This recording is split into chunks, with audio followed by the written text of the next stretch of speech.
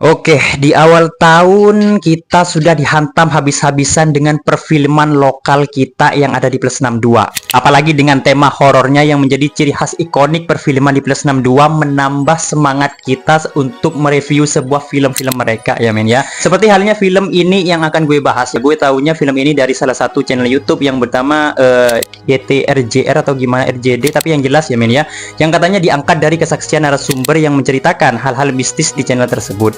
Dan film ini yang akan gue bahas kali ini berjudul Pengantin Setan.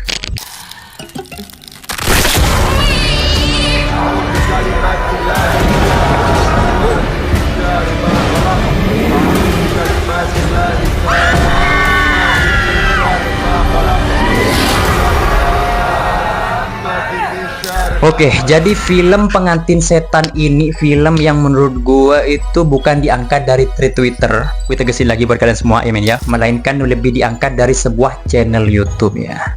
Menarik sih menurut gue. Dimana film dari channel YouTube ini yang mengangkat kesaksian dari narasumber yang menceritakan kisahnya dia gitu ya. Yang dimana mungkin kita bisa percaya karena memang dari narasumbernya langsung yang ngomong, bukan orang lain gitu ya men ya. Dan juga yang lebih menariknya di film ini adalah penggambaran sosok Jin Dasim, di mana jin ini seperti yang kita tahu adalah sosok yang selalu mengikuti manusia dan selalu merusak kehidupan rumah tangga gitu ya. Mungkin kalian bisa langsung search aja di Google untuk lebih jelasnya tentang gambaran Jin Dasim ini sendiri ya.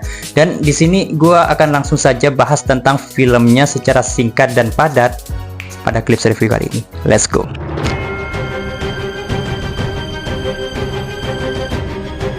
Oke, untuk sinopsisnya sendiri, film ini menceritakan tentang kehidupan pasutri muda ya men ya, yang dimana sang istri ini bernama si Echa dan sang suami bernama Ariel, juga ada Emma sebagai adik dari Echa ya men ya. Ya mungkin ada beberapa karakter lagi yang gak bisa gue jelaskan kepada kalian semua ya men ya, tapi yang jelas 3 karakter yang udah gue sebutkan tadi di awal ini memang akan menjadi sebuah plot twist dalam film ini ya men ya, yang dimana film ini menceritakan tentang kehidupan si Echa yang lagi mendambakan sebuah momongan lah kalau bisa dibilang ya men ya. Dia itu sudah berjalan 3 tahun belum dikaruniai momongan juga di film ini ya men ya.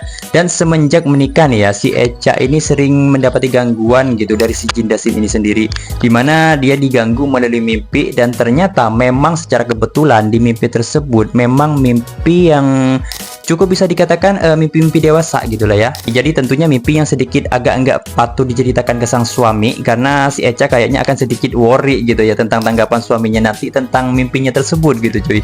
Dan lambat laun sepanjang dia menikah, di awal pernikahannya dia sering mimpi kayak gitu, dan ternyata memang itu adalah gangguan dari Jin Dasim itu sendiri. Dan yang lebih jelasnya lagi, yang dimana Jin ini menyukai Echa gitu ya, bahkan bukan di mimpi lagi, melainkan di kehidupan nyata Jin ini mulai menunjukkan intensitas ketertarikannya pada si Echa gitu ya. Lambat laun makin parah gitu godaannya, bahkan sampai pada puncaknya bisa kalian tonton sendiri untuk pada teror yang benar-benar membuat si Echa ini stres dan kalau bisa dibilang ketakutan lah gitu ya di film ini. Bahkan sampai teman-teman beserta suami dan adiknya juga turut menjadi sasaran jin ini gitu ya. Dan untuk puncak kelanjutannya filmnya kayak gimana bisa langsung kalian tonton sendiri nanti di bioskop-bioskop terdekat kalian semua ya men ya. Gue nggak mau spoiler terlalu jauh di sini karena kalau orang udah terkena spoiler pastinya gue yakin sih ya menyebabkan males sih nonton, karena udah tahu jalan ceritanya kayak gimana. Dan ya ngapain juga nonton, gue takutnya kayak gitu ya men ya. Makanya gue ketika mereview sebuah film itu dibuat singkat dan padat, karena gue itu menghindari sebuah spoiler yang ada gitu ya men ya. Terkecuali film yang sudah lama banget tayang dan mungkin itu bakalan gue jadikan sasaran untuk spoiler ya. Kalau untuk film-film yang masih baru seperti ini ya mungkin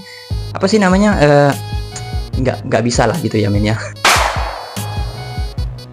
Oke, sementara untuk review yang bisa gue tangkap mengenai film ini yaitu tentang sebuah latar belakang yang ditampilkan cukup menarik buat gue di sini ya men ya, yaitu tentang set color grading yang digunakan terbilang pas dan nggak terlalu gelap lah gitu jatuhnya. Karena biasanya film horror sendiri itu identiknya kan dengan dark gitu ya men ya, dan terkesan kayak gelap lah gitu istilahnya. Tapi di film ini kita disuguhin dengan tampilan cerah walaupun genrenya itu horror. Ya gue seneng banget sih di sini. Akhirnya gue bisa ngelihat film horror yang tampilan cerah walaupun itu shootnya di malam hari gitu ya men ya. Jadi ya ini film horor yang cukup oke dari segi pewarnaan dan pastinya wajib untuk kalian tonton di tahun ini.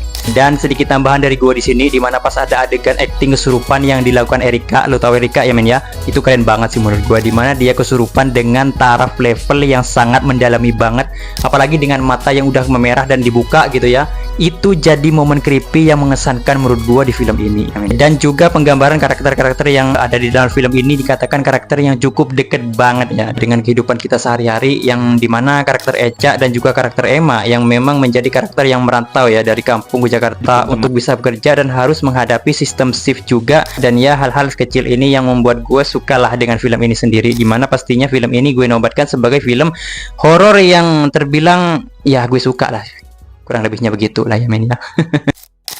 Dan mungkin kurang lebihnya dari segi pembahasan gue dalam film ini cukup sekian dulu ya men ya. Mungkin kalau kalian tuh punya pendapat lain dan punya penjelasan yang lebih detail, boleh kalian itu bisa tulis di kolom komentar kayak gimana nantinya ya men ya. So jadi gue akhiri dulu videonya sampai sini. Kita kembali lagi minggu depan dengan video-video yang sangat epic tentunya ya men ya. Gue Gufron dan